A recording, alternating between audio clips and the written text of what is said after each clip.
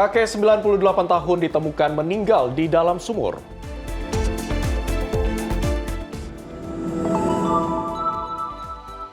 Trump menyatakan gencatan senjata Amerika Serikat Iran berakhir.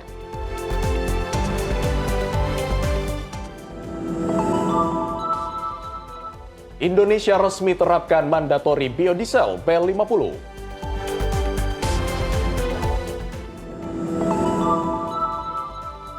Indonesia dapat 61,3 triliun dari sektor aircraft triwulan pertama tahun 2026.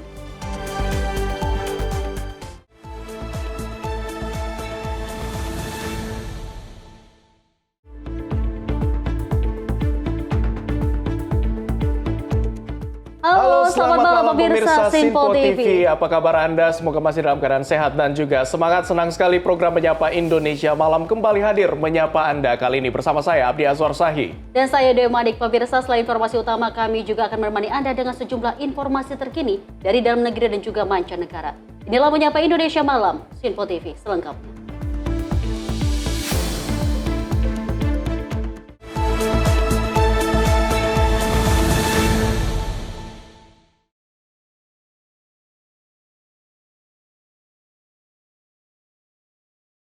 Pemirsa, kita awali informasi dari seorang supir dump truck meninggal dunia akibat kecelakaan kerja di kawasan PT Obsidian Stainless Steel di Kabupaten Konawe, Sulawesi Tenggara pada Selasa malam 7 Juli 2026. Korban meninggal dunia setelah sempat mendapatkan penanganan medis. Kecelakaan kerja menimpa Sahrul, sopir dump truck berusia 24 tahun saat berada di kawasan penampungan Orejeti PMS, PT Obsidian Stainless Steel Kabupaten Konawe, Sulawesi Tenggara, Selasa malam, 7 Juli 2026. Menurut keterangan kepolisian, kecelakaan terjadi saat korban akan membawa dump truck untuk melakukan penimbangan kosong. Saat kendaraan dijalankan, bak mobil diduga masih dalam posisi terangkat sehingga tersangkut di palang portal besi. Palang ini kemudian terjatuh dan menimpa bagian kepala mobil, mengakibatkan korban terjepit di dalam kursi sopir. Korban dibawa ke Puskesmas Lausu dan kemudian dirujuk ke Rumah Sakit Bayangkara Kendari untuk mendapatkan penanganan medis. Namun naas, nyawa korban tidak tertolong.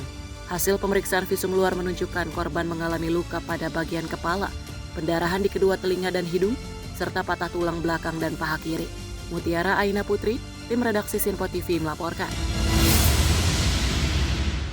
Pemirsa, pabrik pengolahan plastik di Kecamatan Paku Haji, Kabupaten Tangerang, Banten terbakar pada Kamis 9 Juli 2026 dini hari. Meski tidak menelan korban jiwa maupun luka, namun besarnya kobaran api membuat panik warga sekitar pabrik dan karyawan yang sedang bekerja. Api berkobar hebat dari pabrik pengolahan plastik yang terletak di Jalan Raya Kalibaru, Kecamatan Paku Haji, Kabupaten Tangerang, Banten, pada Kamis 9 Juli 2026 dini hari. Banyaknya bahan plastik yang mudah terbakar membuat api mudah membesar, hingga merobohkan hampir seluruh bangunan pabrik yang dekat dengan permukiman warga ini. Sejumlah karyawan yang sedang bekerja panik dan berhamburan keluar pabrik untuk menyelamatkan diri, lantaran terdengar beberapa kali letupan kecil. Sebanyak 13 unit mobil pemadam kebakaran dikerahkan ke lokasi, dan api berhasil dipadamkan petugas selama hampir 4 jam. Petugas damkar mengatakan, penyebab pasti kebakaran masih belum diketahui. Pihak kepolisian melakukan pemeriksaan saksi dan olah tempat kejadian perkara. Ya, baik, saya menerima laporan dari kepala dusun di sini bahwa telah terjadi kebakaran di wilayah Kampung Kalibaru, Desa Kalibaru, dan kami meluncur. Kalau untuk objek yang terbakar itu apa? Objek yang terbakar ini adalah sejenis plastik. Ya, ini jenis plastik. Pabrik? Ya, ada produksi juga. Selain pabrik plastik, ada perawatan nggak? Sementara yang saya ketahui belum ada perawatan, cuma satu. Kalau untuk penyebabnya, nah ini belum diketahui ya, karena memang ketika kami datang api sudah membesar. Ya. Kalau belum keterangan saksi, titik api awalnya di mana? Nah ini belum juga diketahui karena kami belum mengetahui dan belum bisa berbicara dengan orang pabrik. Ada berapa unit yang digunakan? Kita mengerahkan 13 unit termasuk dari Koramil Truknaga 1 unit. Berapa ton? Kalau sekitar 35 orang. Ada kendala nggak?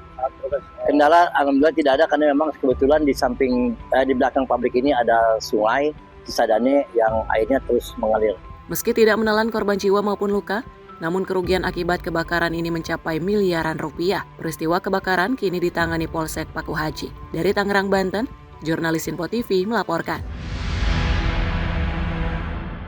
Pemirsa, aksi pencurian handphone dengan modus berpura-pura membeli bensin terekam kamera pengawas di toko kelontong di Jalan Gajah Mada, Simpang Puncak, Kecamatan Jelutung, Kota Jambi pada 5 Juli 2026. Pemirsa, akibat kejadian ini pemilik toko mengalami kerugian sekitar 3 juta rupiah.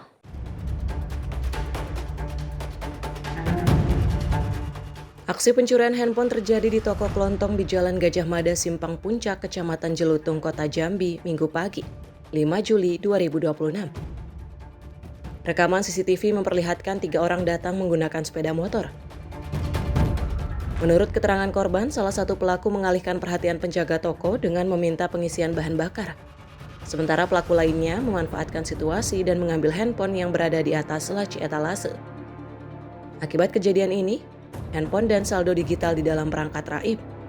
Pemilik toko mengklaim mengalami kerugian sekitar 3 juta rupiah. Mutiara Ainah Putri, tim redaksi Sinpo TV melaporkan.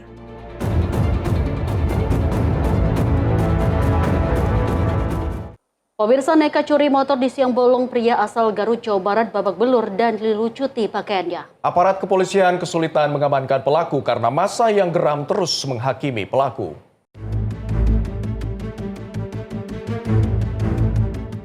Warga Kampung Pasir Sari, Desa Karyasari, Kecamatan Cibalong, Garut, Jawa Barat, murka setelah 2 pelaku pencuri motor beraksi di siang bolong pada Selasa 7 Juli 2026.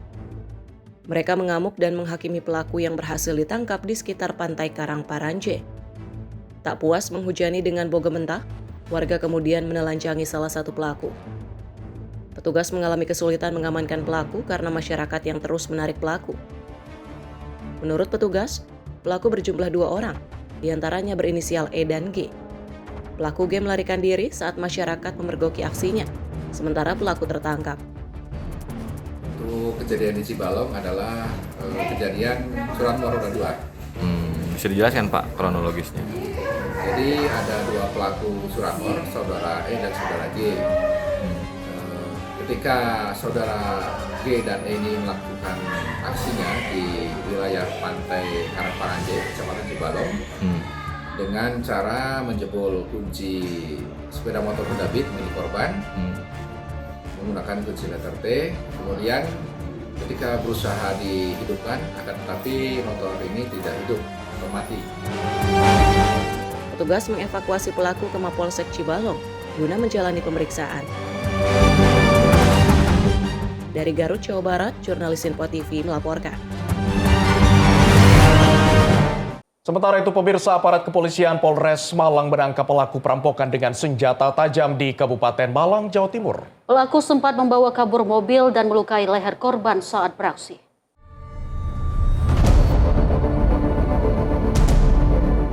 Seorang pemuda berinisial Dav, 22 tahun, asal Kecamatan Pakis, Kabupaten Malang, ditangkap Satreskrim Polres Malang setelah melakukan pencurian dengan kekerasan terhadap seorang lansia berusia 62 tahun di Desa Sumber Pucung. Tersangka yang merupakan tetangga nekat merampas mobil korban demi menutupi lilitan hutang ratusan juta. Menurut Kasat Reskrim Polres Malang, AKP Hafiz Prasetya Akbar, aksi kejahatan terjadi saat tersangka masuk ke rumah korban pada malam hari. Ketika korban terbangun, tersangka mengancam dengan pisau, menutup mulut korban menggunakan lakban, mengikat tangan dengan kain, serta mengikat kaki korban menggunakan selimut. Korban juga mengalami luka di bagian leher saat dipaksa menyerahkan kunci mobil Honda Jazz miliknya. Setelah berhasil membawa kabur mobil, tersangka menyembunyikan kendaraan di wilayah Jabung. Petugas Satreskrim Polres menangkap tersangka di salah satu kamar kos pada 1 Juli 2026 saat sedang berpesta minuman keras bersama kekasihnya. Jadi alasan pertama diketahui bahwa tersangka ini terlilit hutang karena gaya hidupnya antara lain berupa karaoke dan minuman keras sehingga memiliki hutang di bank dengan jumlah ratusan juta rupiah.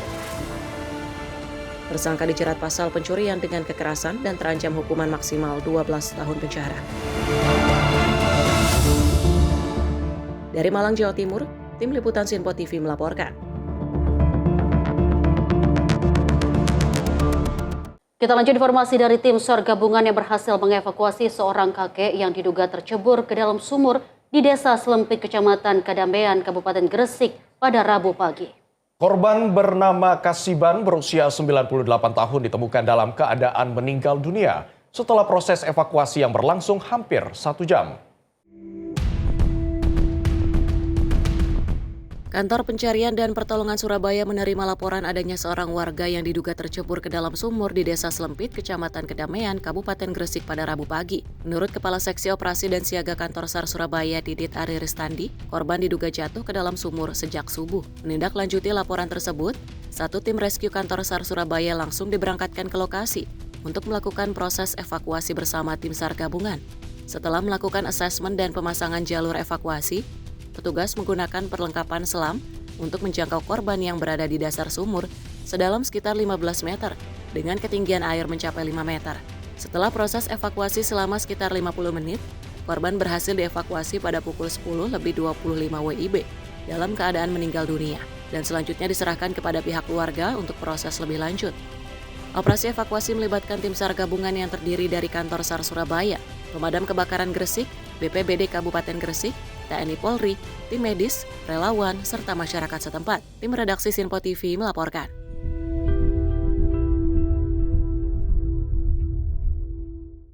Direktorat Reserse Narkoba Polda Sumatera Utara menggagalkan penyelundupan 25 kg sabu lintas provinsi. Pemirsa, 2 orang kurir ditangkap setelah menyembunyikan sabu di dalam speaker mobil yang telah dimodifikasi.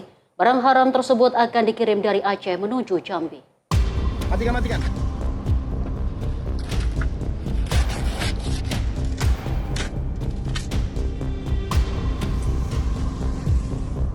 Inilah video amatir milik petugas saat melakukan penangkapan terhadap 2 tersangka yang diduga anggota sindikat jaringan narkoba antar provinsi. Keduanya adalah ZFH, warga Aceh Timur, dan HND, warga Aceh Tamiang, Provinsi Aceh, pada akhir Juni lalu. Keduanya ditangkap saat melintas di Jalan Lintas Sumatera, tepatnya di Desa Beringin Jaya, Kecamatan Torgamba, Kabupaten Labuhan Batu Utara. Petugas menghentikan mobil Honda City yang dikendarai kedua tersangka setelah menerima informasi adanya pengiriman narkoba dalam jumlah besar menggunakan mobil pribadi. Saat penggeledahan, petugas sempat kesulitan menemukan barang bukti, namun setelah memeriksa bagian belakang mobil, petugas menemukan 25 kg sabu yang disembunyikan di dalam speaker yang telah dimodifikasi. Direktur Reserse Narkoba Polda Sumatera Utara, Kombes Pol Andi Arisandi, Rabu sore mengatakan modus penyelundupan ini terbilang baru. Sabu dikamuflase di dalam speaker dan dikemas menggunakan plastik hitam, berbeda dengan modus sebelumnya yang umumnya menggunakan bungkus teh Cina. Berdasarkan pengakuan tersangka, sabu dibawa dari Provinsi Aceh dan akan dikirim ke Provinsi Jambi. Keduanya mengaku sudah 2 kali menjadi kurir. Pengiriman pertama berhasil dengan upah 40 juta rupiah, sedangkan pengiriman kedua dijanjikan upah 50 juta rupiah. Kedua tersangka mengaku menerima perintah dari seorang berinisial IS yang saat ini masih dalam pengejaran. Sabu sebanyak 25 kg. Jadi 2 orang tersangka yang kami amankan, barang berasal dari Aceh, rencananya adalah menuju Jambi, melintas di wilayah Sumatera Utara. Itu hasil pengungkapan kami. Hasil keterangan dari tersangka, ini sudah yang kedua kalinya. Yang pertama itu adalah dari Aceh menuju ke Palembang, ini yang kedua kalinya adalah tujuan Aceh menuju Jambi. Petugas masih mendalami jaringan serta asal-usul kemasan baru yang digunakan untuk menyelundupkan sabu tersebut. Dari Medan, Sumatera Utara, jurnalis Sinpo TV melaporkan. Sementara itu, pemirsa, unit Jatanras Satreskrim Polres Metro Tangerang Kota meringkus 2 pelaku pencurian sepeda motor saat hendak menjual 2 unit sepeda motor hasil curiannya dengan sistem cash on delivery atau COD di tempat parkir minimarket Bilangan, Jakarta Barat. Kedua pelaku merupakan residivis kasus serupa yang beraksi lebih dari 11 kali dalam kurun waktu 2 bulan terakhir di wilayah Tangerang.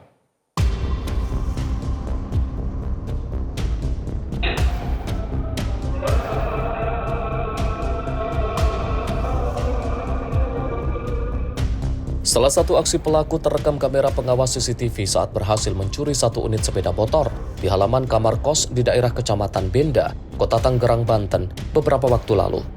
Petugas unit Jatanras Satreskrim Polres Metro Tangerang Kota kemudian menangkap pelaku dengan menyamar sebagai pembeli melalui sistem COD di sosial media.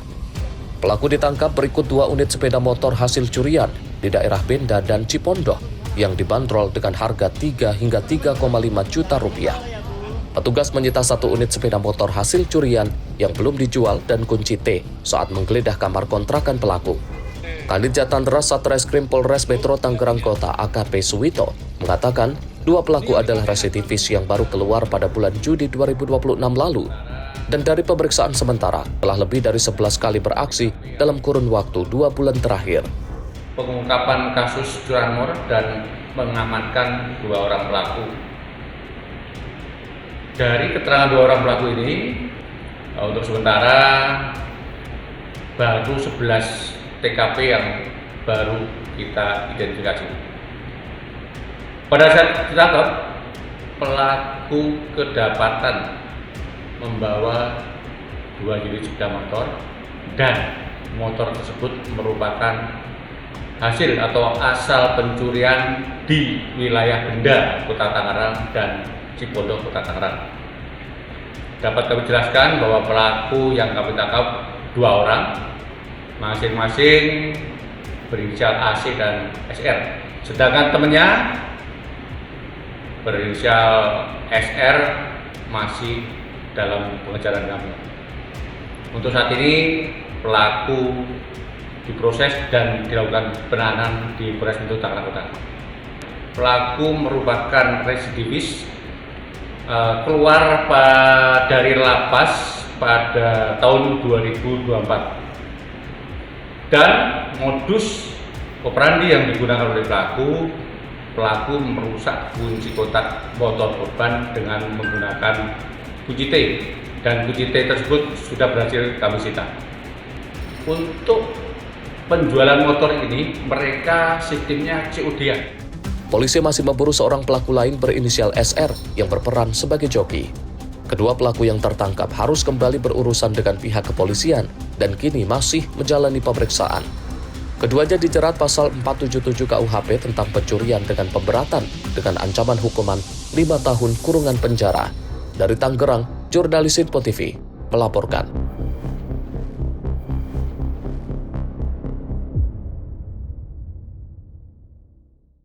Pemirsa, aksi dugaan pencurian terjadi di kawasan Taman Wisma Asri 2, Jalan Srikaya 4, Bekasi Utara. Sebelumnya 2 orang pelaku diduga hendak mencuri sebuah motor yang terparkir di depan rumah.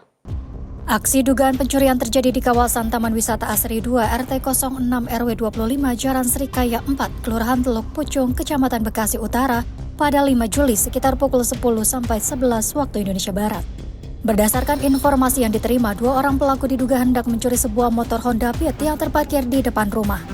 Namun aksi tersebut dipergoki seorang anak kecil sehingga pelaku mengurungkan niatnya. Meskipun demikian, sebelum melarikan diri, pelaku justru membawa kabur sebuah sepeda yang berada di lokasi. Anak yang melihat kejadian tersebut kemudian memberitahukan kepada teman-temannya hingga mereka sempat mengejar pelaku hingga sepedanya dilempar. Tim redaksi Info TV melaporkan. Pemirsa, kebakaran yang melanda tempat pemrosesan sampah TPA Jatiwaringin, Kecamatan Mau, Kabupaten Tangerang, Banten, belum sepenuhnya padam pada Rabu siang. Berdasarkan data dari BPBD Kabupaten Tangerang, saat ini area yang terbakar tersisa 30% atau sekitar 4 hektar dari 15 hektar yang terbakar.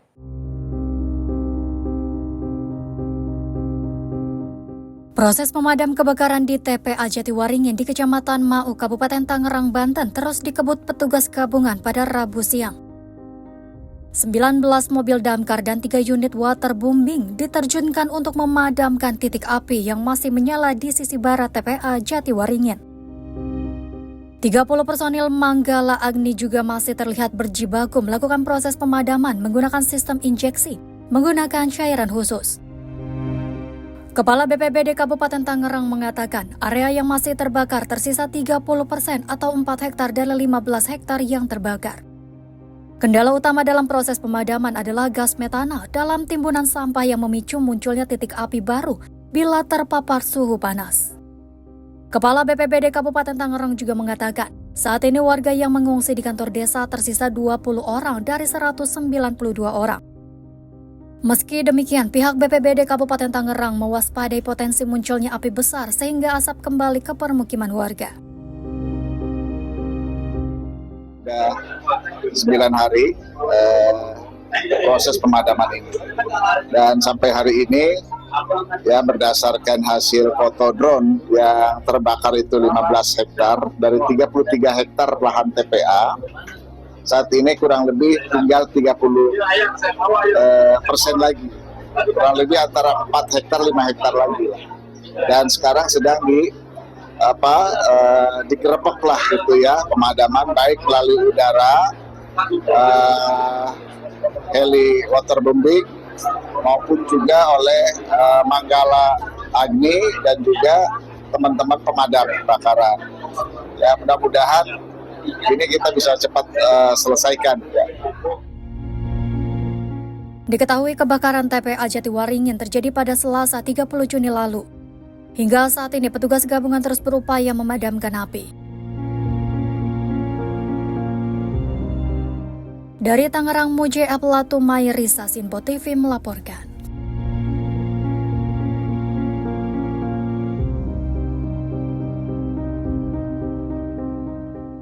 Pemirsa, kebakaran hutan di Prancis meluas, 12.000 warga mengungsi. Informasi selengkapnya usai jeda berikut ini. Tetaplah bersama kami di Menyapa Indonesia Malam, Sinpo TV.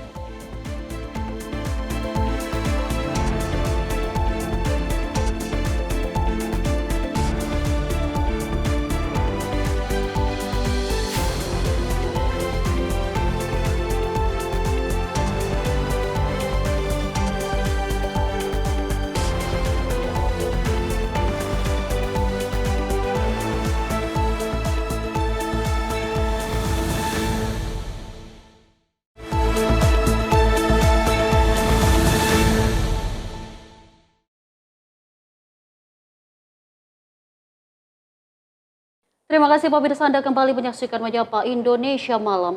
Pemirsa, informasi kita lanjut dari mancanegara. Militer Amerika Serikat yang kembali melancarkan serangan ke wilayah Iran pada Selasa waktu setempat. Serangan tersebut terjadi setelah Presiden Donald Trump menyatakan gencatan senjata dengan Iran telah berakhir dan menegaskan tidak ingin melanjutkan perundingan dengan Teheran.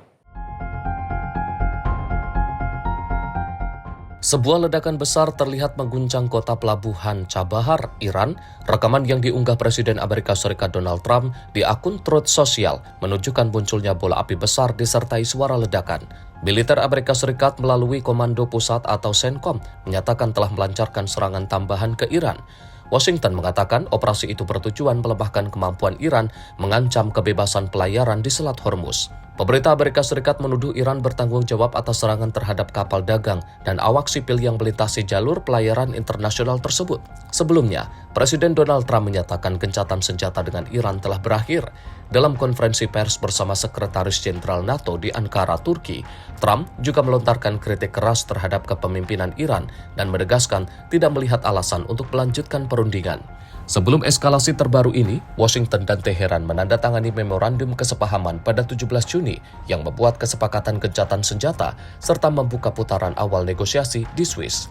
Namun dalam beberapa pekan terakhir, kedua negara saling menuduh telah melanggar kesepakatan tersebut sehingga ketegangan kembali meningkat di kawasan Timur Tengah. Tim redaksi Sinpo TV melaporkan. Pemirsa, Uni Eropa mendesak seluruh pihak yang terlibat dalam konflik Iran untuk mematuhi gencatan senjata dan menghindari tindakan yang dapat menggagalkan upaya diplomasi. Seruan tersebut disampaikan setelah Presiden Amerika Serikat Donald Trump mempertanyakan manfaat melanjutkan perundingan dengan Teheran. Uni Eropa menegaskan bahwa diplomasi merupakan satu-satunya jalan untuk mencapai penyelesaian berkelanjutan atas konflik yang melibatkan Iran. Juru bicara urusan luar negeri dan kebijakan keamanan Uni Eropa, Anwar El-Aouni, mengatakan seluruh pihak harus mematuhi gencatan senjata, melaksanakan resolusi Dewan Keamanan PBB, serta menghindari tindakan yang dapat mengancam proses diplomasi. Pernyataan itu muncul setelah Presiden Amerika Serikat Donald Trump menyatakan tidak melihat manfaat untuk berkelanjutan perundingan dengan Iran dan menyebut para pemimpin Teheran sebagai pembohong. Sebelumnya, Komando Pusat Militer Amerika Serikat atau CENTCOM mengumumkan telah melancarkan serangan ke Iran dengan alasan merespons serangan terhadap kapal-kapal komersial di Selat Hormuz. Di sisi lain, Ketua Parlemen Iran, Muhammad Bagher Kalibaf, menuduh Washington melakukan pelanggaran besar terhadap memorandum kesepahaman, termasuk melalui serangan ke wilayah selatan Iran. Dalam kesempatan yang sama, Komisi Eropa juga menegaskan bahwa masa depan Greenland harus ditentukan oleh rakyat Greenland dan Denmark. Menyusul kembali munculnya pernyataan Trump yang mendorong penguasaan wilayah tersebut oleh Amerika Serikat. Komisi Eropa turut menyatakan akan terus melindungi kepentingan negara-negara anggota Uni Eropa, termasuk dalam menyikapi perbedaan pandangan dengan Amerika Serikat terkait belanja pertahanan NATO dan hubungan perdagangan. Tim redaksi Sinpo TV melaporkan. Sementara itu, pemirsa, sejumlah baliho bertuliskan kegagalan total muncul di berbagai wilayah Israel, termasuk di jalan tol Ayalon, Tel Aviv. Kampanye tersebut muncul di tengah memanasnya konflik politik menjelang pemilihan parlemen yang diperkirakan digelar pada bulan Oktober mendatang.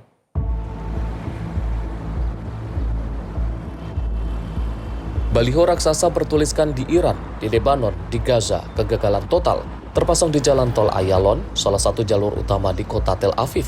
Kampanye tersebut muncul di tengah memanasnya hubungan antara pemerintah Perdana Menteri Benjamin Netanyahu dan Lembaga Peradilan Israel. Pada minggu lalu, Kabinet Israel secara bulat memutuskan untuk tidak mematuhi putusan Mahkamah Agung terkait otoritas penyiaran televisi dan radio. Langkah ini disebut sebagai yang pertama dalam sejarah Israel, di mana pemerintah menolak menjalankan putusan pengadilan tertinggi. Sebelumnya, Mahkamah Agung memerintahkan Dewan Otoritas Penyiaran Komersial tetap menjalankan tugas dan proses pengangkatan anggota, meskipun jumlah anggotanya tidak memenuhi batas minimum. Namun, Menteri Kehakiman Yariv Levin dan Menteri Komunikasi Shlomo Karhi menilai putusan tersebut sebagai bentuk campur tangan kekuasaan yudikatif. Keputusan pemerintah itu menuai kritik dari partai oposisi dan pakar hukum yang menilai langkah tersebut dapat memperuncing konflik mengenai pemisahan kekuasaan di Israel. Pihak menggagas kampanye menyatakan pemerintah berupaya mengalihkan perhatian publik ke isu persoalan yudikatif menjelang pemilu, alih-alih menjawab kritik terkait kebijakan dan kondisi keamanan nasional. Tim redaksi Sinpo TV melaporkan.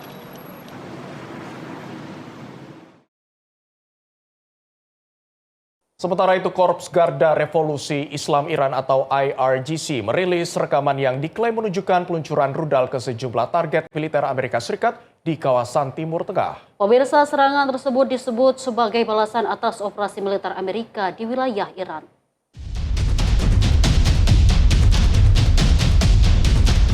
IRGC merilis rekaman yang diklaim menunjukkan peluncuran rudal ke arah target-target militer Amerika Serikat di kawasan Timur Tengah. Pada salah satu rudal terlihat tulisan yang menyatakan peluncuran tersebut dilakukan atas nama para pembela perekonomian Iran, pelabuhan-pelabuhan Iran, serta pelabuhan Syahid Rajai di Bandar Abbas. Dalam keterangannya, IRGC mengklaim telah menargetkan 85 fasilitas militer Amerika Serikat, termasuk yang berada di Bahrain dan Kuwait. Klaim itu muncul setelah Komando Pusat Militer Amerika Serikat atau CENTCOM menyatakan telah menyelesaikan gelombang baru serangan ke Iran pada 7 Juli. Menurut CENTCOM, lebih dari 80 target diserang menggunakan amunisi presisi sebagai respon atas serangan Iran terhadap kapal-kapal komersial di Selat Hormuz. Di sisi lain, pemerintah Kuwait dan Bahrain menyatakan berhasil mencegat serangan rudal dan drone yang diluncurkan Iran pada Rabu. Menyusul eskalasi tersebut, Presiden Amerika Serikat Donald Trump menyatakan gencatan senjata dengan Iran telah berakhir dan menilai tidak ada lagi manfaat melanjutkan perundingan dengan Teheran. Tim redaksi Sinpo TV melaporkan.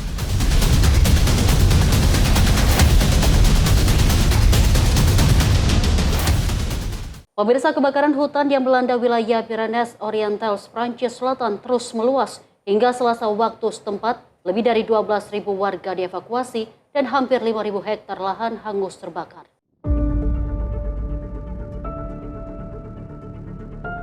Kebakaran hutan yang terjadi di Departemen Pyrenees Orientals dekat perbatasan Prancis dan Spanyol masih belum berhasil dikendalikan. Rekaman dari wilayah Rodez menunjukkan rumah-rumah yang hangus, kendaraan terbakar, serta lahan yang menghitam akibat dilalap api. Ribuan warga terpaksa meninggalkan rumah mereka dan mengungsi ke tempat penampungan sementara di kota Tuir. Di lokasi pengungsian, para relawan menyediakan makanan, pakaian, dan kebutuhan dasar bagi para pengungsi. Pihak berwenang menyatakan api masih berkobar di dekat sejumlah permukiman, sehingga warga belum diizinkan kembali ke rumah demi alasan keselamatan. Sekitar 700 petugas pemadam, dibantu pesawat dan helikopter pemadam kebakaran, masih terus berupaya menjinakkan api yang diperparah oleh angin kencang, cuaca panas, dan kondisi vegetasi yang kering. Hingga kini kebakaran telah menghanguskan lebih dari 4.900 hektar lahan dan melukai 16 orang, termasuk 4 petugas pemadam kebakaran. Insiden ini juga memaksa penyelenggara balap sepeda Tour de France menutup akses penonton di rute etap ketiga agar petugas dapat memfokuskan penanganan kebakaran. Untuk membantu operasi pemadaman, Uni Eropa menggerakkan 4 pesawat pemadam serta lebih dari 100 petugas dari Siprus dan Swedia. Tim redaksi Simpo TV melaporkan. Pemirsa, ribuan warga Irak mengiringi prosesi pemakaman pemimpin tertinggi Iran mendiang Ayatollah Ali Khamenei di kota suci Najaf pada hari Rabu waktu setempat. Prosesi ini menjadi salah satu rangkaian upacara perpisahan sebelum jenazah dimakamkan di kota Masdad, Iran.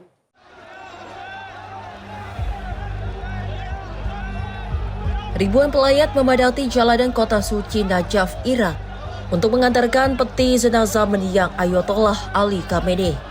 Rekaman menunjukkan truk pembawa peti jenazah dikawal lautan pelayat, termasuk sejumlah anggota keluarga Khamenei. Massa juga mengibarkan bendera Iran dan Irak sepanjang rute prosesi.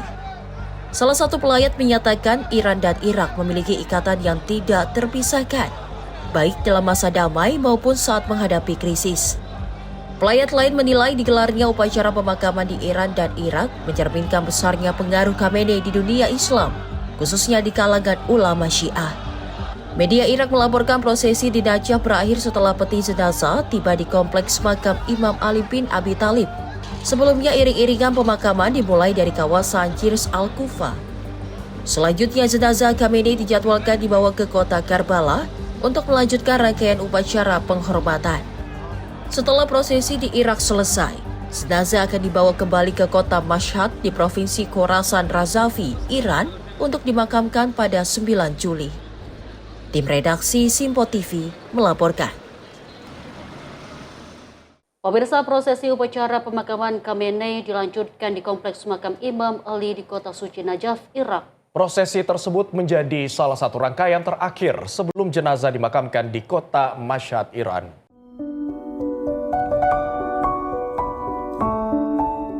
Ribuan pelayat berkumpul di kompleks makam Imam Ali di kota suci Najaf, Irak untuk mengantarkan peti jenazah mendiang Ayatollah Ali Khamenei. Rekaman menunjukkan massa berdesakan mengiringi dan mengangkat peti jenazah yang diselimuti bendera Iran. Pada peti jenazah juga terdapat tulisan salam untukmu wahai Nabi Muhammad. Menurut kantor berita Irak, prosesi pemakaman di Najaf telah selesai dilaksanakan. Sebelum tiba di kompleks makam Imam Ali, iring-iringan dimulai dari kawasan jembatan Kufa dan melintasi sejumlah jalan utama di kota Najaf. Selanjutnya jenazah Khamenei dijadwalkan dibawa ke kota Karbala untuk melanjutkan rangkaian upacara penghormatan. Rangkaian prosesi pemakaman yang berlangsung selama beberapa hari ini akan ditutup di kota Mashhad, Provinsi Khorasan Razavi, Iran. Pada 9 Juli, tempat Khamenei akan dimakamkan. Tim redaksi Simpo TV melaporkan.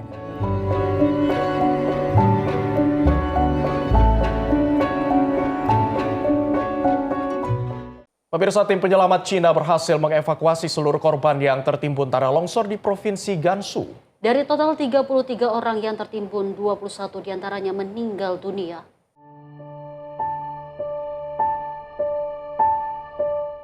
Tanah longsor menerjang lembah pegunungan di Kabupaten Tancang, Kota Longnan, Provinsi Gansu, Cina, Selasa pagi. Bencana tersebut menimbun sekelompok pekerja kehutanan yang sedang beraktivitas di lokasi. Rekaman dari lokasi menunjukkan jalur longsor membelah kawasan hutan, sementara alat berat terus mengeruk tumpukan tanah dan material untuk mencari korban. Pemerintah setempat menyatakan operasi pencarian dan evakuasi resmi berakhir pada Rabu pagi. Dari 33 korban yang tertimbun, 21 orang dinyatakan meninggal dunia 7 orang mengalami luka ringan, sedangkan 5 orang lainnya selamat tanpa cedera. Pemerintah Cina juga menggelar mengheningkan cipta selama 1 menit dalam konferensi pers saat mengumumkan data terbaru korban. Sementara itu, Otoritas Penanggulangan Bencana Cina mengerahkan tim khusus ke lokasi dan Komisi Pembangunan serta Reformasi Nasional mengalokasikan dana darurat sebesar 30 juta yuan atau lebih dari 4 juta dolar Amerika Serikat untuk pemulihan dan bantuan darurat. Tim redaksi Sinpo TV melaporkan. Pemirsa, sebanyak 23 artefak arkeologi resmi dikembalikan Prancis kepada Suriah setelah masa pinjam jangka panjang berakhir. Pengembalian koleksi bersejarah tersebut bertepatan dengan kunjungan resmi Presiden Prancis Emmanuel Macron ke Damaskus. Rekaman yang memperlihatkan peti berisi artefak tiba di Museum Nasional Damaskus. Para ahli kemudian membuka kemasan dan memeriksa satu persatu benda bersejarah tersebut dengan hati-hati. Kurator Museum Islam di Museum Nasional Damaskus, Nevin Saad Aldin, menyatakan koleksi yang dikembalikan berasal dari berbagai periode sejarah Rusia. Menurutnya, artefak tersebut mewakili koleksi dari sejumlah situs arkeologi dan juga museum penting di Suriah. Saat Al-Adin menjelaskan benda-benda itu berasal dari periode milenium ke-9 sebelum Masehi hingga abad ke-8 dan ke-9 Hijriah, atau sekitar abad ke-14 dan ke-15 Masehi. Koleksi ini mencerminkan panjangnya peradaban yang pernah berkembang di Suriah. Wakil Direktur Jenderal Direktorat Jenderal Purbakala dan Museum Suriah, Ayman Al-Nabo, mengatakan seluruh artefak akan dipamerkan dalam pameran sementara di Museum Nasional Damaskus. Pameran tersebut akan mengisahkan perjalanan artefak dari Suriah ke Perancis hingga kembali ke tanah asalnya. Direktorat Jenderal Purbakala dan Museum Suriah mengatakan artefak seharusnya sudah dikembalikan pada tahun 2014, namun prosesnya tertunda akibat konflik di Suriah. Pengembalian koleksi ini berlangsung bertepatan dengan kunjungan resmi Presiden Prancis Emmanuel Macron ke Damaskus. Tim redaksi Sinpo TV melaporkan.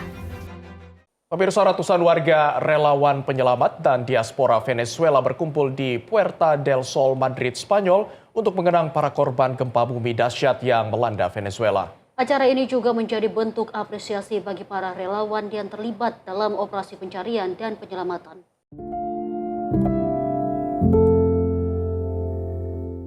Suasana harum menyelimuti acara penghormatan yang diisi dengan doa, tepuk tangan untuk para relawan, serta ungkapan duka dari keluarga korban dan masyarakat Venezuela yang tinggal di Spanyol.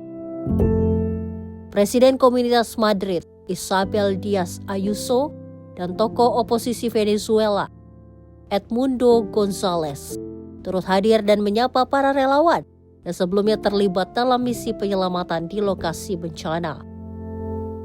Pemerintah Komunitas Madrid menyatakan acara ini digelar sebagai bentuk solidaritas kepada rakyat Venezuela, sekaligus ucapan terima kasih kepada seluruh tim penyelamat dan relawan yang telah berjuang menolong para korban.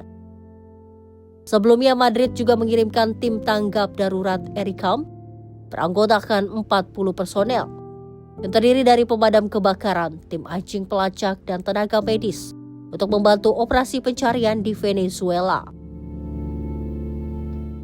Desde la distancia, con mucho dolor, estamos delante todos nosotros, todos los que estamos aquí, porque nos sentimos impotentes a veces por no poder ayudar como quisiéramos. Ayudamos con lo que podemos, reuniendo, dando ánimo, orando, ¿sabes? Lo que podemos en la distancia, enviando dinero, ¿sabes? Pero nos sentimos impotentes por tantas situaciones, impotentes porque a veces no llegan los recursos a las manos indicadas, impotentes porque no llegan los medicamentos o las ayudas en el momento indicado. Bagi diaspora Venezuela di Spanyol, yang merupakan salah satu komunitas terbesar di Eropa, acara ini menjadi momen untuk berbagi duka dan memberikan dukungan moral bagi keluarga yang masih mencari sanak saudara mereka. Hingga kini, banyak keluarga korban yang masih menunggu kabar kerabat mereka yang belum ditemukan, sementara proses pemulihan dan penyaluran bantuan terus berlangsung di wilayah-wilayah yang terdampak gempa. Hingga saat ini, banyak keluarga korban masih menunggu kabar kerabat mereka yang belum ditemukan. Sementara proses pemulihan dan penyaluran bantuan terus berlangsung di wilayah-wilayah yang terdampak gempa. Aksi penghormatan di Madrid menjadi simbol solidaritas internasional bagi para korban gempa Venezuela sekaligus pengingat akan pentingnya kerjasama kemanusiaan dalam membangun masyarakat yang terdampak bencana. Tim redaksi Sinpo TV melaporkan. Pemirsa, pemerintah menerbitkan Peraturan Presiden Nomor 14 Tahun 2026 tentang percepatan penyediaan infrastruktur pasca panen. Informasi selengkapnya akan kami hadirkan usai jeda berikut ini. Tetaplah bersama kami.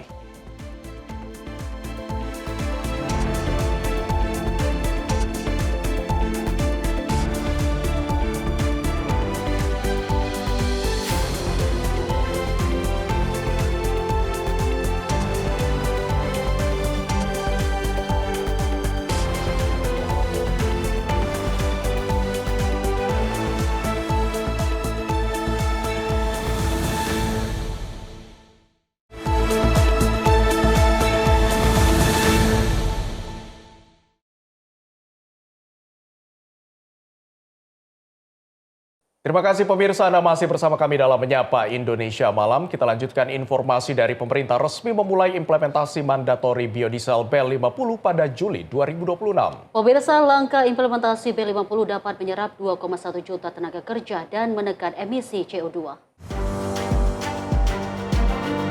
Indonesia resmi menjadi negara pertama di dunia yang mengimplementasikan mandatori biodiesel B50 mulai Juli 2026. Program ini menjadi langkah strategis pemerintah untuk memperkuat ketahanan energi nasional dengan meningkatkan pemanfaatan energi berbasis sumber daya domestik dan mengurangi ketergantungan terhadap impor solar.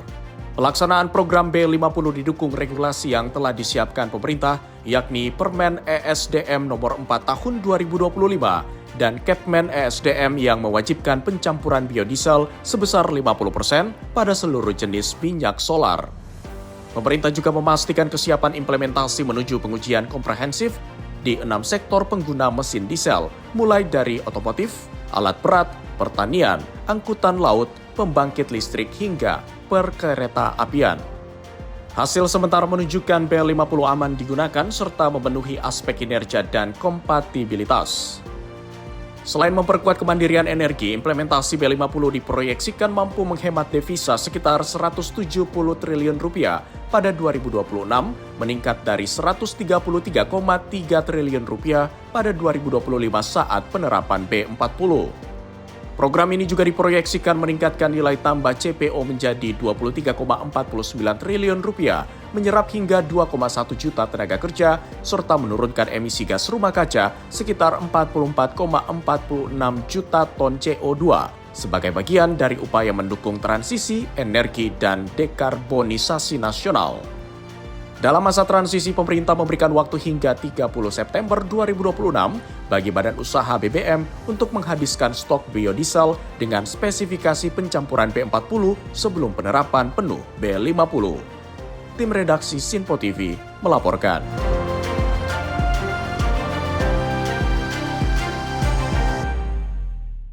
Presiden RI Prabowo Subianto menegaskan komitmen negara-negara ASEAN untuk mengedepankan dialog dan diplomasi. Hal tersebut sebagai cara utama dalam menyelesaikan berbagai persoalan global maupun regional.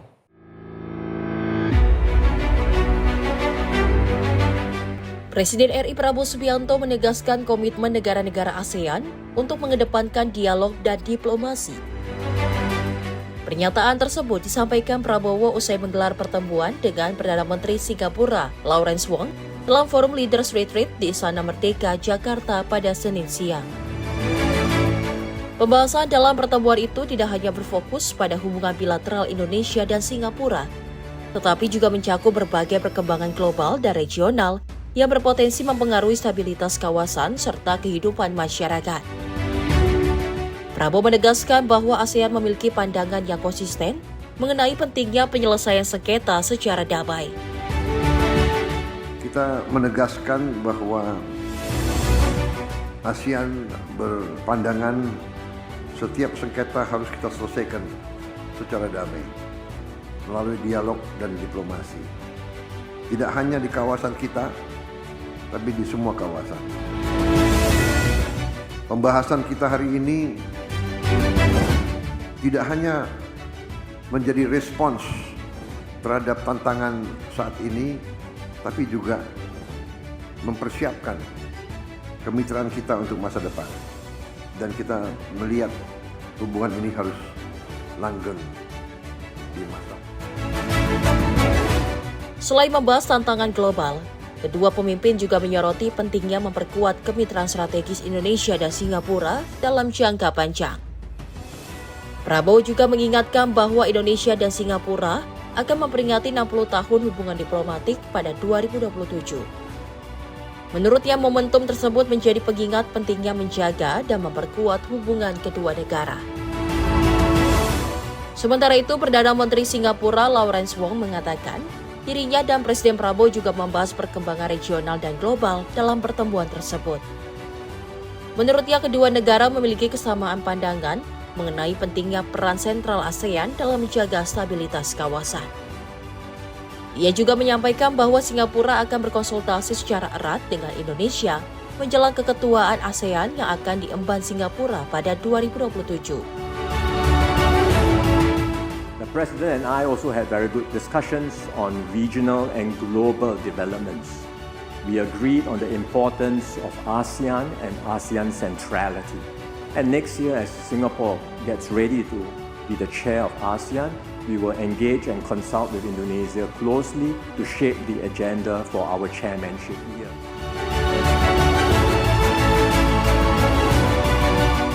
Dari Jakarta, Tio Malau, Simpo TV melaporkan.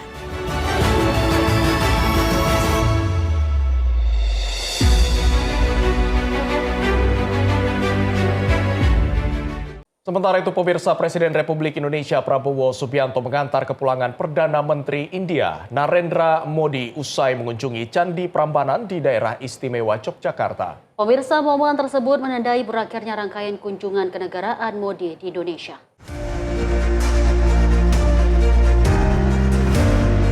Presiden Prabowo Subianto mengantar langsung Perdana Menteri India Narendra Modi usai keduanya menyelesaikan kunjungan ke Candi Prambanan di daerah istimewa Yogyakarta pada Rabu.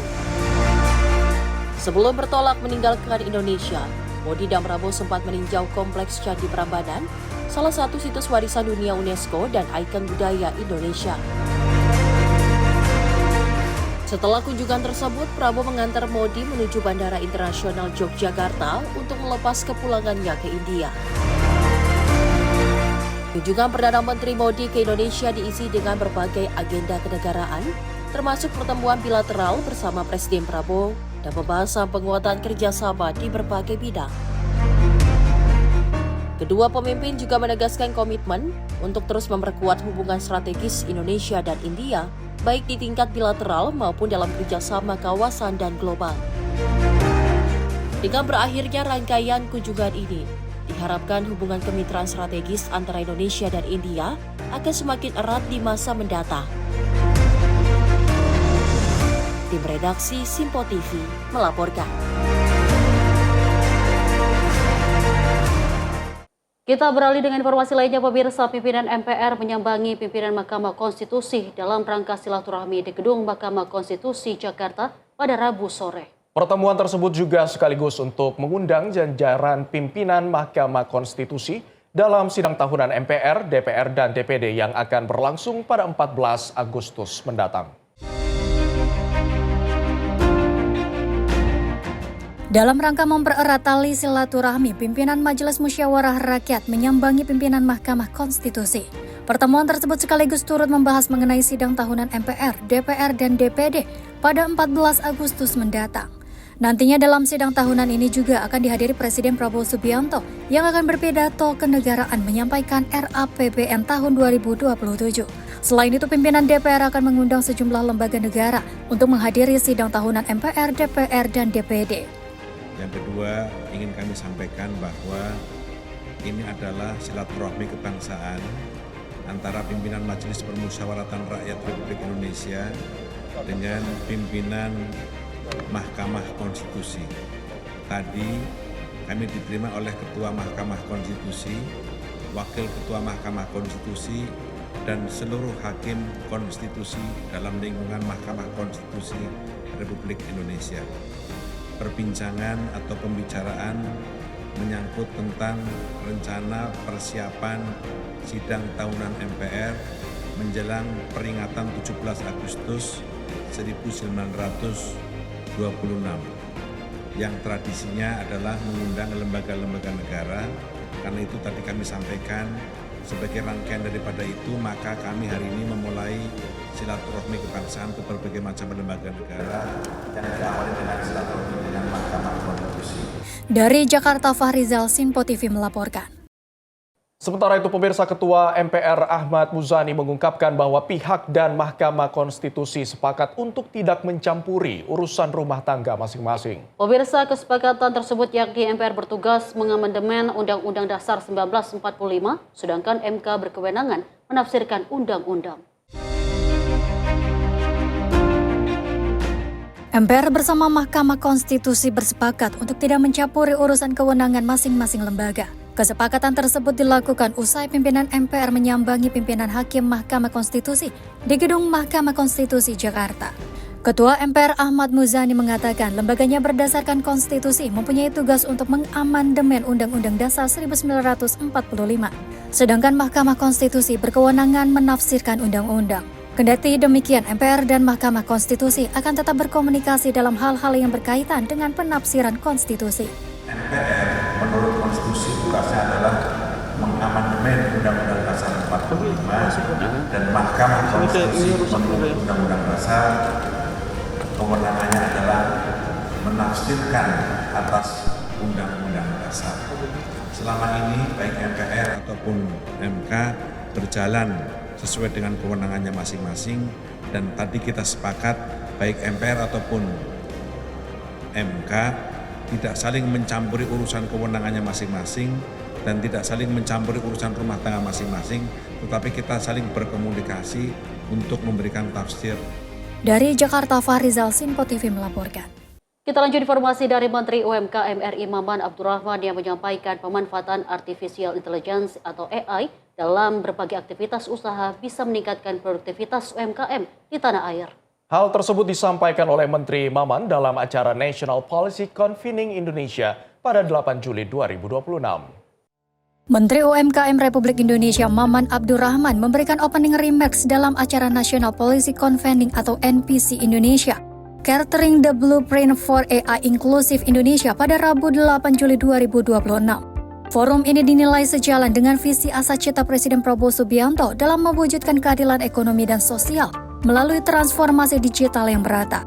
Dalam kesempatan itu, Menteri Maman menyampaikan bahwa pemanfaatan Artificial Intelligence atau AI dalam berbagai aktivitas usaha, seperti riset, promosi, hingga branding, bisa meningkatkan produktivitas UMKM di tanah air. Forum ini merupakan kolaborasi Kementerian UMKM, Kumpul Impact, ASEAN Foundation, ASEAN Venture Philanthropy Network atau AVPN, dalam mengoptimalkan keberlanjutan program AI for MSME in Advancement atau AIM ASEAN di Indonesia. Saya yakin dan sangat meyakini produktivitas UMKM di tanah air ini pada saat mereka sudah ramah dan mereka bisa mengadopsi pemanfaatan AI dalam semua aktivitas usaha mereka, saya yakin pasti produktivitasnya naik. Tinggal permasalahannya satu aja, berapa persen kenaikan produktivitasnya itu. Ada yang mungkin naiknya cuma 5%, ada yang mungkin naiknya 10%, ada yang mungkin tadi dibilang average-nya sampai 21%, tapi yang terpenting saya meyakini pasti akan. Tim redaksi Sinpo TV melaporkan. Ketua MPR Ahmad Muzani menyampaikan delegasi Indonesia akan bertolak ke Iran untuk menghadiri pemakaman Ayatollah Ali Khamenei pada Kamis malam. Pemirsa, Muzani menyampaikan nantinya delegasi Indonesia akan langsung menuju Masyhad atau lokasi pemakaman Khamenei. Delegasi resmi Indonesia dijadwalkan akan bertolak ke Iran dalam rangka menghadiri pemakaman Ayatollah Ali Khamenei pada Kamis malam. Delegasi tersebut diutus langsung oleh Presiden Prabowo Subianto yang berisikan Ahmad Muzani sebagai utusan khusus Presiden Menteri Luar Negeri Sugiono. Nantinya usai pemakaman dan ziarah kubur Ayatollah Ali Khamenei, delegasi Indonesia akan bertemu pemerintah Iran. Adapun selain Ahmad Muzani dan Sugiono, terdapat ulama dari Indonesia yang akan ikut memberikan penghormatan terakhir kepada pemimpin tertinggi Iran tersebut. Jadi begini teman-teman sekalian, rencananya KP Iran akan berangkat besok malam. Kita akan terbang langsung dari Jakarta menuju Mashhad, kota yang akan menjadi tempat peristirahatan terakhir Ayatullah Ali Khamenei. Diperkirakan rombongan akan sampai di Mashhad hari Jumat jam 6 pagi. Kemudian sebelum Jumat kita diharapkan sudah bisa sampai ke tempat peristirahatan terakhir makam Imam Ali Khamenei, dan setelah itu kita akan diterima oleh pemerintah resmi Iran, dan mungkin akan ada beberapa ulama yang ikut. Cuman saya belum tahu namanya. Tapi komposisinya masih sama kayak kemarin berarti ya Pak? Pak Menlo sama Pak Yusuf? Iya, sama beberapa ulama yang akan menyertai. Dari Jakarta, Fahrizal, Simpo TV melaporkan. Pemirsa, pemerintah membuka peluang menghapus pajak atas pencairan dana jaminan hari tua atau JHT milik pekerja. Usulan yang disampaikan penasihat khusus Presiden bidang ketenagakerjaan dan kesejahteraan buruh, Said Iqbal tersebut disebut mendapat respons positif dari Menteri Keuangan dan akan dikaji lebih lanjut. Usulan penghapusan pajak jaminan hari tua menjadi 0% mengemuka usai pertemuan antara penasihat khusus Presiden bidang ketenagakerjaan dan kesejahteraan buruh Said Iqbal dengan Menteri Keuangan Purbaya Yudi Sadewa di kantor Kementerian Keuangan pada Rabu siang. Menurut Said Iqbal, JHT merupakan tabungan sosial yang bertujuan memberikan perlindungan kepada pekerja saat memasuki masa pensiun atau terkena pemutusan hubungan kerja. Karena itu pajak dinilai tidak semestinya dikenakan pada dana pokok JHT, melainkan jika diperlukan hanya pada hasil pengembangannya. Said Iqbal menyebut Menteri Keuangan merespon positif aspirasi tersebut dan akan melakukan kajian mendalam dengan mempertimbangkan dampaknya terhadap penerimaan pajak negara. Selain itu, pemerintah juga akan mengkaji kembali aturan pajak JHT yang saat ini masih mengacu pada peraturan pemerintah nomor 68 tahun 2009. Said Iqbal berharap pembahasan dapat segera dituntaskan agar perubahan aturan bisa direalisasikan. Ia menegaskan kebijakan ini diharapkan memberikan perlindungan yang lebih besar bagi pekerja dan masyarakat yang menjadi peserta program jaminan hari tua. Perlakuan terhadap tabungan sosial yang tadi saya bilang, itu harus berbeda dengan tabungan komersial. Nah, ini saja di tabungan komersial, pajaknya dibebankan ke bunganya, bunga dari tabungan. Masa di tabungan sosial yang merupakan program negara untuk melindungi rakyatnya, melindungi buruh, pekerja dan karyawannya, dikenakan pajak di tabungannya, bukan di imbal hasil. Kalau tabungan komersial tadi kan namanya bunga, kalau tabungan sosial namanya imbal hasil. Jadi seharusnya kalaulah ada pajak di imbal hasil, bukan di tabungan sosialnya, JHT-nya atau jaminan pensiun. Nah, hari ini dua hal yang kami sampaikan pada Menteri Keuangan dan beliau memberikan tanggapan yang positif sekali. Pertama, kami sampaikan kami meminta pajak JHT 0%. Dengan alasan tadi sudah saya sampaikan, tabungan sosial harusnya bebannya adalah di imbal hasil pajaknya, bukan di tabungannya, seperti tabungan komersial.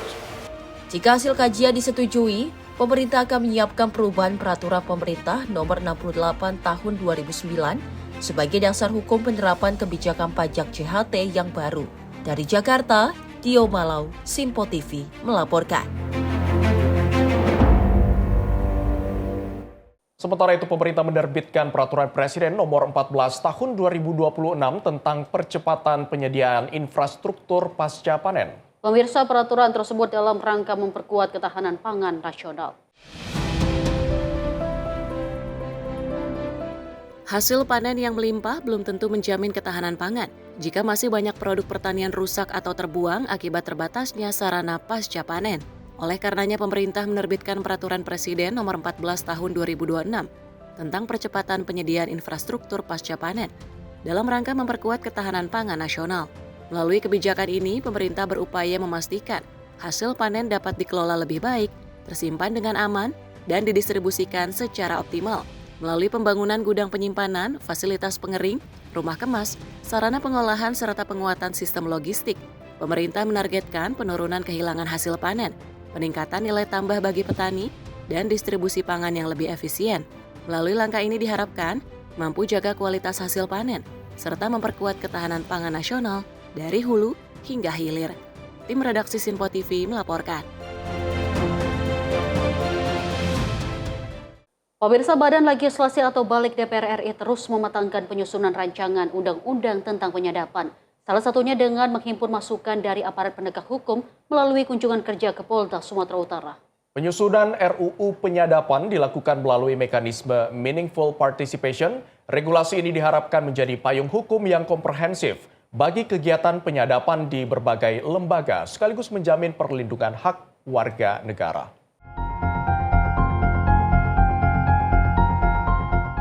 Badan Legislasi DPR RI terus mengakselerasi penyusunan rancangan undang-undang tentang penyadapan dengan melibatkan berbagai pemangku kepentingan. Melalui kunjungan kerja ke Polda Sumatera Utara, Balik DPR RI menerima berbagai masukan dari aparat penegak hukum terkait kebutuhan regulasi yang lebih jelas dan komprehensif mengenai mekanisme penyadapan. Masukan tersebut akan jadi bahan dalam penyusunan RUU penyadapan agar mampu memberikan kepastian hukum bagi aparat penegak hukum dalam menjalankan tugasnya. Di sisi lain, regulasi ini juga diharapkan tetap menjunjung tinggi prinsip perlindungan hak asasi manusia, khususnya hak atas privasi dan kepastian hukum bagi setiap warga negara. Karena selama ini terkait dengan penyadapan itu ada di undang-undang sektoral dan juga peraturan di bawah undang-undang. Sehingga tidak terdapat satu undang-undang yang bisa mengkodifikasi seluruh regulasi tentang penyadapan.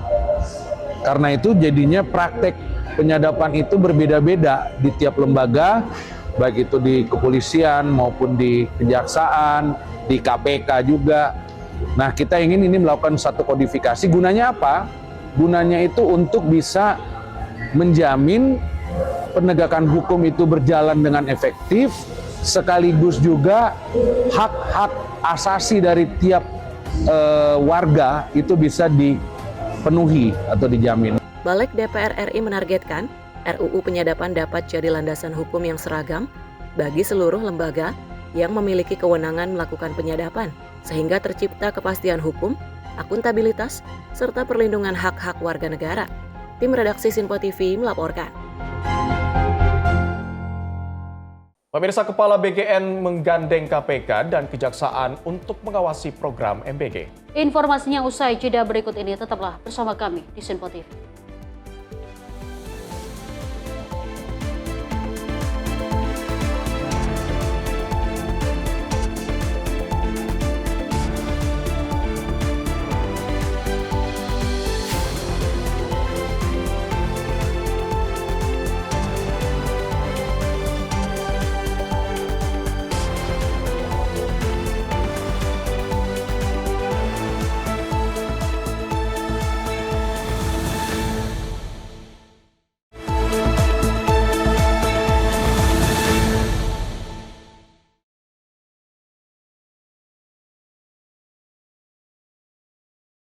Terima kasih pemirsa, Anda masih setia bersama kami di Penyapa Indonesia Malam Sinpo TV. Pemirsa, Menteri Koordinator Bidang Infrastruktur dan Pembangunan Kewilayahan Agus Harimurti Yudhoyono menyambut kunjungan delegasi Stanford University dalam sebuah pertemuan yang membahas berbagai gagasan strategis untuk masa depan pembangunan Indonesia. Pertemuan yang berlangsung hangat dan mendalam ini diharapkan menjadi langkah awal untuk memperkuat kolaborasi antara dunia akademik dan pemerintah dalam memberikan solusi nyata bagi berbagai tantangan pembangunan nasional. Menteri Koordinator Bidang Infrastruktur dan Pembangunan Kewilayahan Agus Harimurti Yudhoyono menerima kunjungan delegasi Stanford University dalam rangka memperkuat kerjasama dan bertukar gagasan mengenai masa depan pembangunan Indonesia. Delegasi tersebut turut dihadiri oleh Gita Wirjawan dan Profesor William F. Barnett yang bersama-sama membahas berbagai perspektif serta inovasi untuk mendukung pembangunan nasional. Menko AHY menyampaikan apresiasi atas diskusi yang berlangsung hangat, mendalam, dan penuh gagasan konstruktif yang dinilai dapat memberikan masukan bagi perumusan kebijakan pembangunan ke depan. Menurutnya, kolaborasi antara pemerintah dan dunia akademik jadi salah satu kunci untuk menghasilkan solusi yang inovatif, berbasis riset, dan mampu menjawab berbagai tantangan pembangunan nasional secara berkelanjutan. Thank you for offering your kind help from Stanford University to bridge this gap and translate from what you term as uncertainties to risk that can be quantified. I think this is very important. Otherwise, so many great ideas that we have already, so many things that we want to achieve, but without sufficient capital, again, economically or technological, then it's impossible for us to progress in a way that we want to achieve. Pemerintah berharap pertemuan ini jadi langkah awal yang semakin memperkuat kolaborasi antara dunia akademik dan pemerintah, sehingga mampu melahirkan solusi nyata untuk mendukung pembangunan nasional dan meningkatkan kesejahteraan masyarakat. Tim redaksi Simpo TV melaporkan. Pemirsa, Kepala Badan Gizi Nasional Nanik Sudaryati Deyang menegaskan pihaknya terus memperkuat koordinasi dengan berbagai lembaga dalam rangka mencegah korupsi dan penyalahgunaan anggaran program Makan Bergizi Gratis atau MBG. Dan upaya tersebut dilakukan melalui kerjasama dengan Kementerian Keuangan, Kejaksaan Agung, dan Komisi Pemberantasan Korupsi untuk memperkuat pengawasan serta tata kelola program MBG.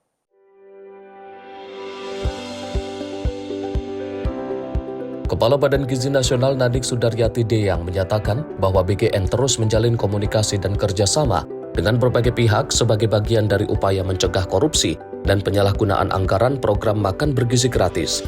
Dalam pengawasan keuangan di seluruh Satuan Pelayanan Pemenuhan Gizi atau SPPG, BGN bekerja sama dengan Kementerian Keuangan melalui KPKNL yang tersebar di berbagai wilayah Indonesia.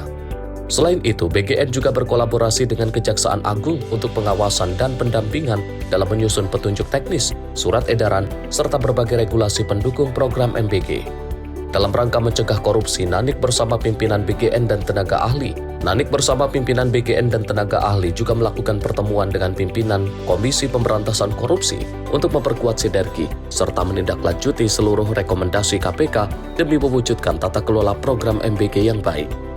Nanik menegaskan BGN berkomitmen menjalankan program MBG secara lebih tepat sasaran, lebih efisien, dan bebas dari praktik korupsi agar mampu meningkatkan gizi anak Indonesia sekaligus mendorong pertumbuhan ekonomi masyarakat. Melalui penguatan pengawasan dan kolaborasi dengan berbagai lembaga, BGN berharap program Makan Bergizi Gratis dapat berjalan lebih transparan, akuntabel, dan memberikan manfaat maksimal bagi masyarakat. Tim redaksi Simpo TV melaporkan. Pemirsa, Mendagri Tito meninjau jembatan Enang-Enang di Kecamatan Pinturi Megayo, Kabupaten Bandar Meriah, Aceh. Tito menegaskan percepatan pemulihan infrastruktur terdampak bencana harus berjalan seiring dengan prinsip transparansi.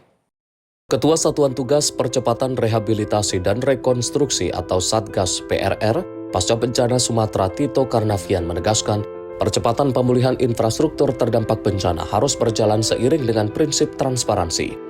Keterbukaan informasi dinilai penting agar masyarakat dapat mengetahui secara langsung perkembangan setiap pekerjaan sekaligus ikut mengawal proses rehabilitasi dan rekonstruksi pasca bencana.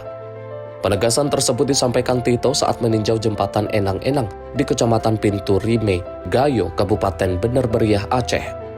Kami datang di sini atas perintah juga Pak Prabowo dan saya ditelepon langsung oleh Pak Seskap, Pak Teddy Indarjaya, ya, untuk menyelesaikan permasalahan ini. Ya, mudah-mudahan segera bisa selesaikan, ya. Masyarakat juga, saya menyampaikan apresiasi lah kepada masyarakat, ya, yang telah bergotong royong. Tapi bukan pemerintah tidak peduli. Jembatan lain jalan alternatif sudah dirapikan, tapi perlu lebih disempurnakan lagi berikut jembatannya. Dan yang ini sudah ada perkuatan. Menurutnya, keterbukaan penggunaan anggaran dan pelaksanaan pekerjaan menjadi bagian penting dalam membangun kepercayaan masyarakat terhadap upaya pemerintah memulihkan infrastruktur terdampak bencana. Untuk mewujudkan hal tersebut, Tito meminta pemerintah Kabupaten Bandar Meriah bersama instansi terkait memasang papan informasi pada setiap lokasi pekerjaan. Papan tersebut memuat informasi mengenai jenis pekerjaan, penggunaan anggaran, progres pelaksanaan, hingga target penyelesaian, sehingga masyarakat dapat mengetahui secara jelas tahapan pembangunan yang sedang berlangsung. Selain memastikan transparansi, pemerintah juga terus mempercepat penanganan infrastruktur di kawasan Bandar Meriah. Tito memperkirakan kebutuhan anggaran untuk perbaikan jalan, pembangunan jembatan, pelebaran jalur alternatif, hingga pembangunan jembatan bentang panjang mencapai sekitar 1,1 triliun rupiah. Sebagai langkah percepatan, pemerintah telah menyepakati 3 strategi utama penanganan kawasan Enang-Enang. Pertama, memperluas dan meningkatkan kapasitas jalan alternatif melalui Werlah. Kedua, membangun jembatan permanen baru sebagai solusi jangka panjang. Ketiga, memperkuat struktur jembatan Enang-Enang agar tetap dapat dimanfaatkan masyarakat secara aman selama masa transisi. Tim redaksi Sinpo TV melaporkan.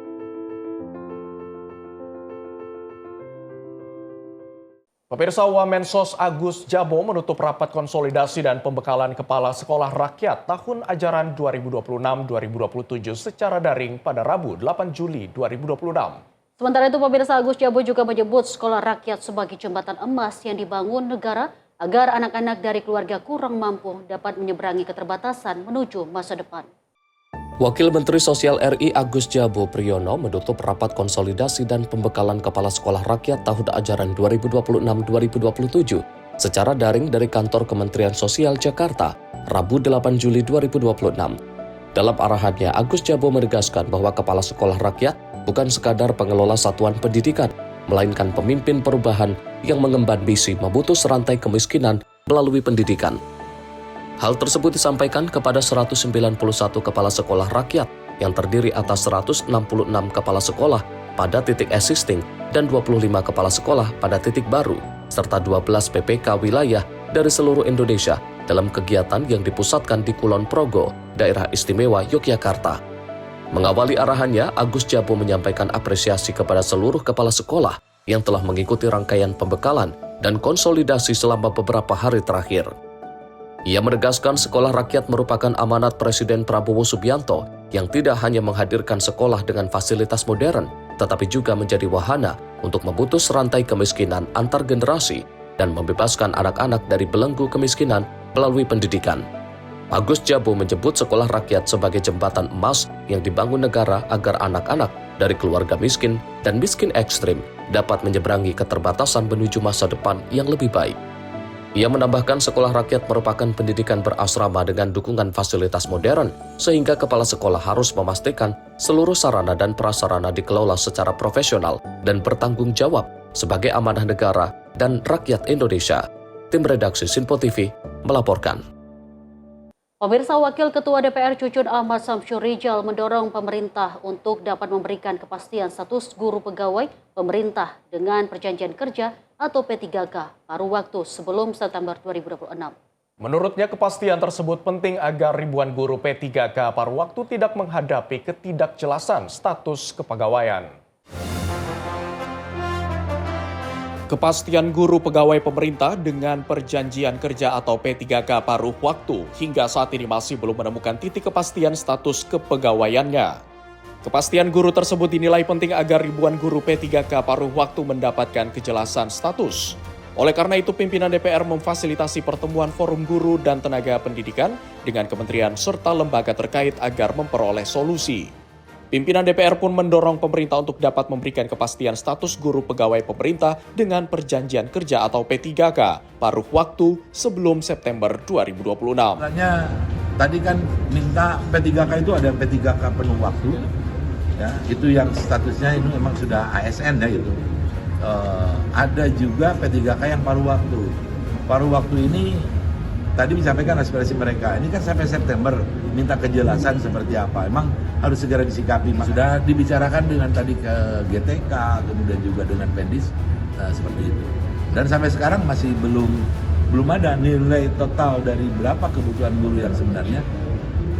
Kita justru menunggu dalam bulan-bulan ini sampai akhir Juli. Kalau diputuskan harus direkrut sekarang kan nanti akan harus disiapkan anggarannya di KMPPKF untuk anggaran APBN 2027. Dari Jakarta, Fahrizal, Sinpo TV melaporkan.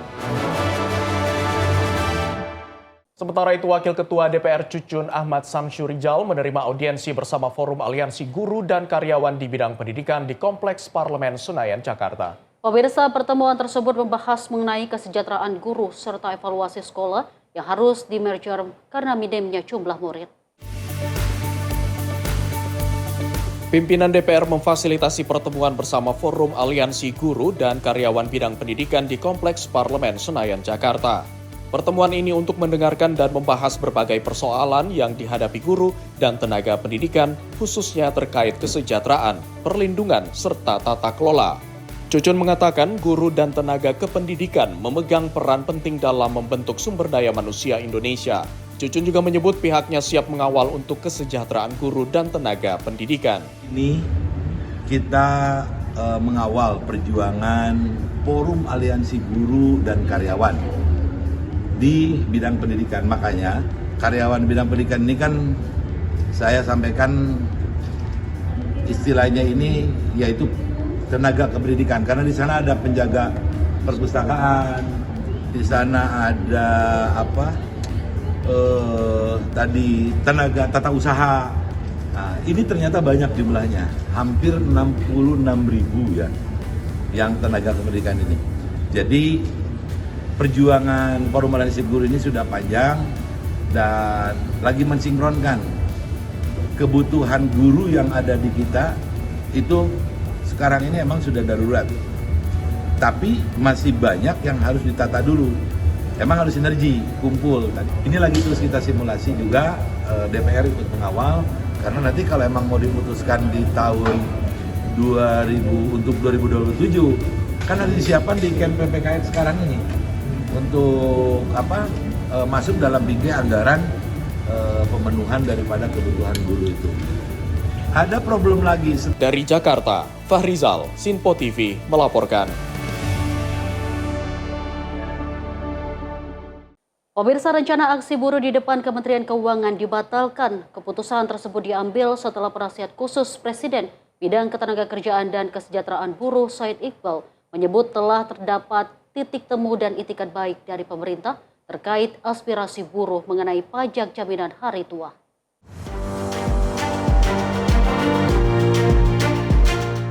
Rencana aksi yang sedianya digelar buruh di depan Kementerian Keuangan resmi dibatalkan. Keputusan ini diambil setelah pertemuan antara penasihat khusus Presiden Bidang Ketenagakerjaan dan Kesejahteraan Buruh, Said Iqbal, dengan Menteri Keuangan. Menurut Said Iqbal, pemerintah menunjukkan itikat baik dengan bersedia meninjau berbagai usulan buruh, mulai dari pajak jaminan hari tua 0%, penghapusan pajak progresif, hingga penyesuaian batas dana JHT yang dikenakan pajak. Meski demonstrasi dibatalkan, pembahasan belum berakhir. Said Iqbal mengatakan pemerintah akan membentuk tim untuk mengkaji berbagai usulan tersebut bersama BPJS Ketenagakerjaan. Ia juga berencana bertemu dengan pimpinan BPJS Ketenagakerjaan dalam beberapa hari ke depan untuk membahas data dan dampak kebijakan pajak JHT. Said Iqbal menegaskan apabila hasil pembahasan nanti belum sepenuhnya memenuhi harapan buruh, perjuangan akan tetap dilanjutkan melalui dialog dan penyampaian aspirasi kepada pemerintah. Jadi Suparno ini samping kiri saya dibatalkan karena sudah ada titik temu, sudah ada good faith, itikat baik dari pemerintah. Saya juga pemerintah, tapi di sini ada komunikasi yang baik antar pemerintah, walaupun saya setingkat menteri, tapi kan saya tidak punya kewenangan untuk menggerakkan kementerian dan kelembagaan. Tugas saya adalah melakukan lobby-lobby, meyakinkan, dan nanti melaporkan pada Presiden. Dengan demikian,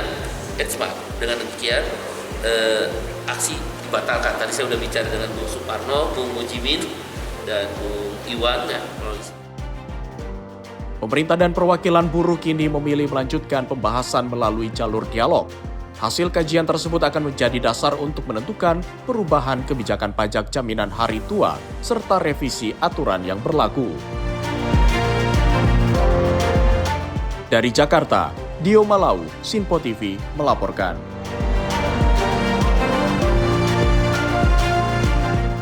Pemirsa, sektor ekonomi kreatif kini menjelma menjadi mesin pertumbuhan ekonomi baru bagi Indonesia. Dan pada triwulan pertama tahun 2026, sektor ini mencatatkan performa impresif dengan realisasi investasi yang melesat tajam mencapai 61,3 triliun rupiah atau setara dengan 47% dari target tahunan.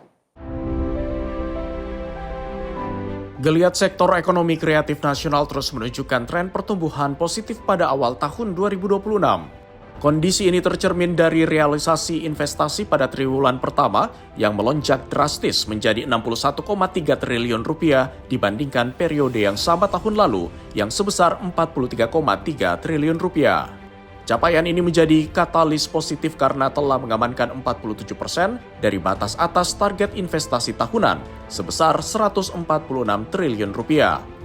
Selain investasi, akselerasi ekonomi juga terlihat pada nilai ekspor ekraf di 3 bulan pertama tahun ini, yang menyumbang angka signifikan yakni 27% dari target sepanjang tahun 2026.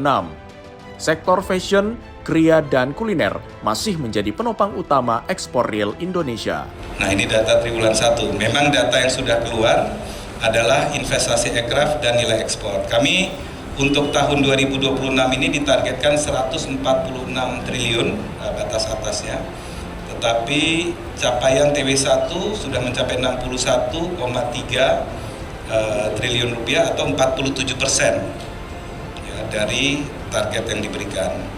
Begitu juga ekspor ditargetkan 27,8 miliar US dollar. Capaiannya ini triwulan 1, triwulan pertama 27%. Adapun angka tenaga kerja sama laju pertumbuhan PDB-nya belum keluar. Nah, tapi sektor yang ada baru data 2025 untuk investasi bisa dibuka.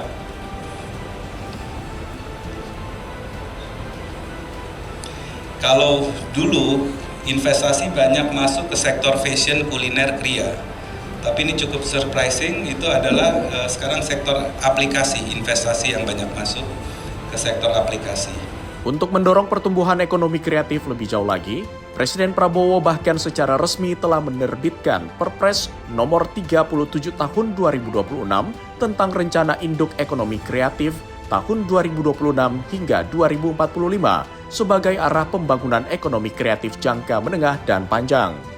Melalui regulasi anyar ini, Kementerian Ekonomi Kreatif menambah 4 subsektor baru demi memperkuat struktur ekonomi digital, di mana jumlah subsektor ekraf Indonesia kini melonjak dari 17 menjadi 21 subsektor.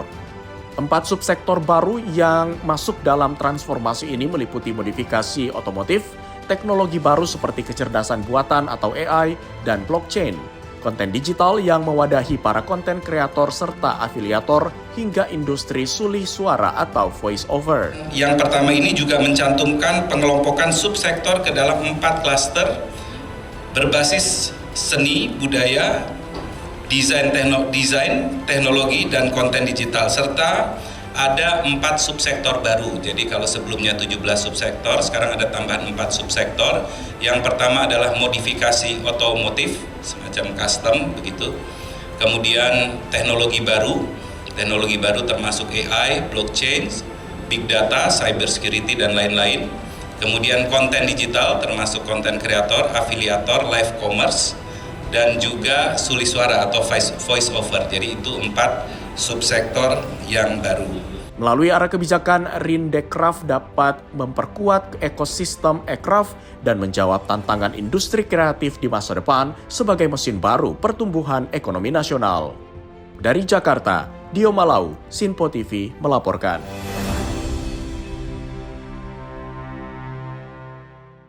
Kita lanjut informasi dari Kementerian Agama yang mencatat capaian baru dengan menjalin kerjasama bersama Direktorat Jenderal Pendidikan Islam Universitas Indonesia. Bekerja sama dengan 112 perguruan tinggi negeri dan swasta di bawah Kementerian Agama serta peradi profesional.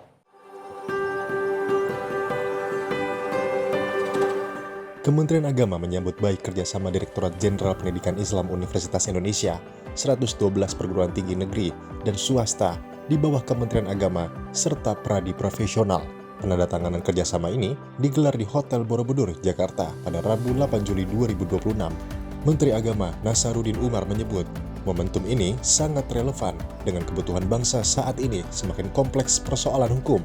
Menurut Nasaruddin Umar, persoalan hukum kini tidak lagi hanya berkaitan dengan teks peraturan, tetapi juga menyangkut dinamika sosial, ekonomi, budaya, keluarga, teknologi digital, relasi kekuasaan, hingga perubahan cara masyarakat dalam memahami agama dan hukum. Menak menegaskan, profesi advokat memiliki peran mulia dalam menegakkan keadilan dan melindungi hak masyarakat. Karena itu, Nasaruddin Umar mendorong peradi profesional terus meningkatkan etika, kompetensi, literasi hukum, serta pendidikan hukum berkelanjutan bagi para advokat. Ucapkan selamat pada semua pihak, terutama peradi profesional yang bersama-sama Kementerian Agama dan UI menginisiasi acara ini. Bapak Ibu sekalian, tema yang kita lakukan juga besok simposium itu saya kira sangat relevan, sangat relevan dengan kebutuhan bangsa kita hari ini. Kita hidup dalam masyarakat yang semakin kompleks. Persoalan hukum tidak lagi berdiri sendiri sebagai persoalan teks peraturan semata. Mereka terkait dengan dinamika sosial, ekonomi, budaya, keluarga, teknologi digital, relasi kuasa, dan perubahan cara masyarakat memahami agama serta hukum. Ketua Umum Peradi Profesional Haris Arthur Hadar menegaskan, kerjasama ini bukan sekedar penandatanganan nota kesepahaman, melainkan langkah membangun ekosistem pendidikan hukum yang terintegrasi. Peradi profesional juga akan mengembangkan program pendidikan profesi advokat, termasuk berbasis syariah, guna meningkatkan kualitas dan mengembalikan kepercayaan publik terhadap profesi advokat. Jadi tentunya kami akan melakukan PKPA dan juga PPA, pendidikan profesi advokat, ya. Menurut Pak Dirjen tadi, jadi kemungkinan kami akan lakukan ada dua, secara umum dan secara syariah. Jadi PKPA secara syariah dan PPA juga secara syariah, serta PKPA secara umum dan PPA secara syariah. Itu intinya sebenarnya, melakukan pelatihan melalui peningkatan kompetensi melalui peradi profesional. Sementara itu, Rektor Universitas Indonesia Heri Hermansyah menilai kolaborasi ini menjadi model sinergi antara perguruan tinggi, pemerintah, dan organisasi profesi. Menurut Heri Hermansyah, kerjasama akan menjembatani proses pendidikan akademik dengan dunia praktik melalui tahapan pendidikan profesi, sertifikasi, hingga pendampingan praktik hukum. Ya, di acara ini 3 institusi, ya, Universitas Indonesia, Peradi Profesional, dan Direktorat Pendidikan Islam dari Kemenag menjalin kerjasama untuk kerjasama pendidikan di antara 3 institusi tersebut. Ini kerjasama triple helix antara universitas, pemerintah, dan juga organisasi profesional. Sehingga dari kerjasama triple helix ini itu bisa terjadi kerjasama dari hulu ke hilir yang bisa memberikan dampak bukan hanya kerjasama akademis, tapi juga sampai kerjasama yang konkret di bidang praktiknya juga. Ya. Kolaborasi ini diharapkan menjadi momentum penguat pendidikan hukum nasional, tidak hanya unggul secara akademik, tetapi mampu melahirkan advokat dan penegak hukum yang berintegritas serta berpihak pada keadilan. Tim Liputan Sinpo TV melaporkan. Wakil Ketua DPR Cucun Ahmad Syamsurijal merespons penggeledahan yang dilakukan Kortas Tipikor Polri di 12 lokasi yang berbeda. Pemirsa, Cucun menyampaikan setiap aparat penegak hukum memiliki mekanisme masing-masing dalam menjalankan proses penegakan hukum. Kortas Tipikor Polri dan Polda Metro Jaya melakukan penggeledahan di sejumlah lokasi terkait dugaan korupsi pengadaan batubara. Dalam rangkaian penggeledahan tersebut, penyidik berhasil menyita uang tunai, mata uang asing, emas batangan, serta berbagai dokumen yang diduga berkaitan dengan perkara. Menanggapi hal tersebut, Wakil Ketua DPR Cucun Ahmad Syamsurijal mengatakan pihaknya menghormati penggeledahan yang dilakukan oleh pihak kepolisian. Menurutnya, aparat penegak hukum memiliki mekanisme masing-masing dalam menjalankan proses penegakan hukum. Chef, kalau yang melakukan di tempat siapa apapun saya belum update, tapi kalau dalam rangka penegakan hukum siapapun, ya baik mau Polri atau Kejaksaan apapun itu, ya kita hargai bagaimana punya mekanisme sendiri-sendiri ya dalam melakukan langkah-langkah penegakan hukum. Dari Jakarta, Fahrizal, Sinpo TV melaporkan. Pemirsa, informasi tadi menutup perjumpaan kita hari ini. Saya Azhar Putra, mewakili seluruh rekan kerja yang bertugas mengucapkan terima kasih, selamat malam, dan sampai jumpa.